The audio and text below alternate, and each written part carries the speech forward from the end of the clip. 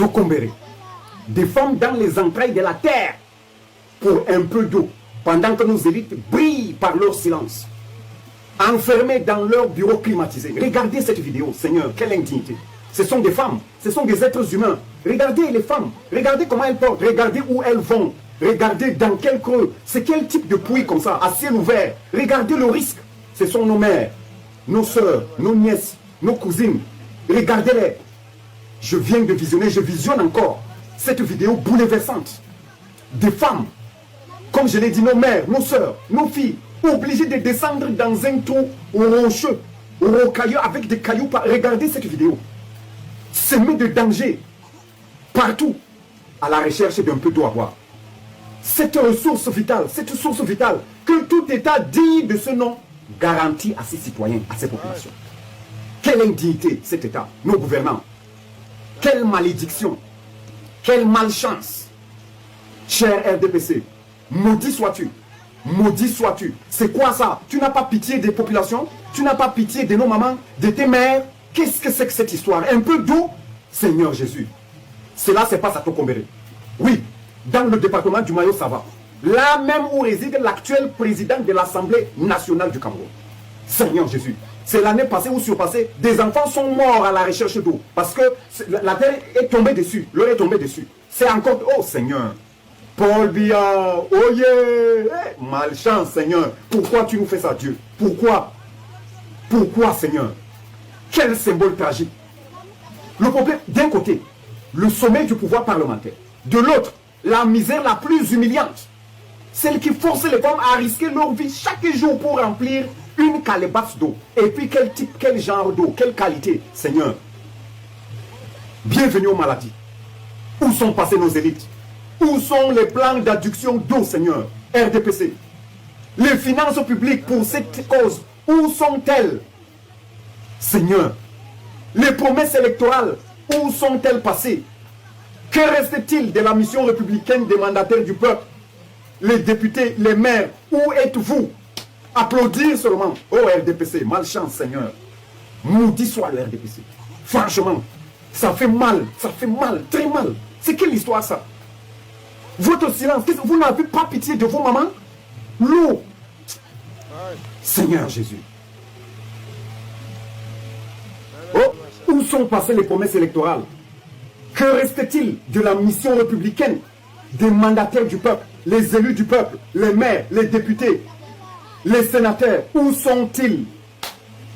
Où sont-ils passés? Leur silence face à cette indignité est une insulte à la souffrance quotidienne de population.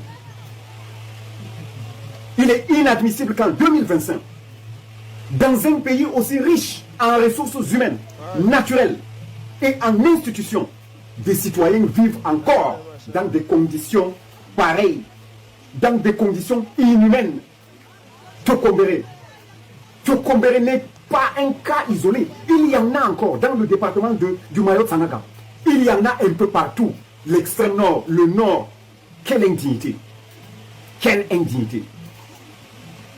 Quelle indignité. Il est le miroir brisé de ce que vivent des milliers de familles dans le Grand Nord. Cette vidéo que vous voyez, cette vidéo-là, ce n'est pas seulement une question de développement. C'est une question de dignité, une question de responsabilité et surtout de justice sociale. Tout le monde a droit à l'eau, à la vie. L'eau, c'est la vie. Pendant que nous cherchons de l'eau, eux, ils sont dans les champagnes. Seigneur Jésus, nous ne voulons que de l'eau.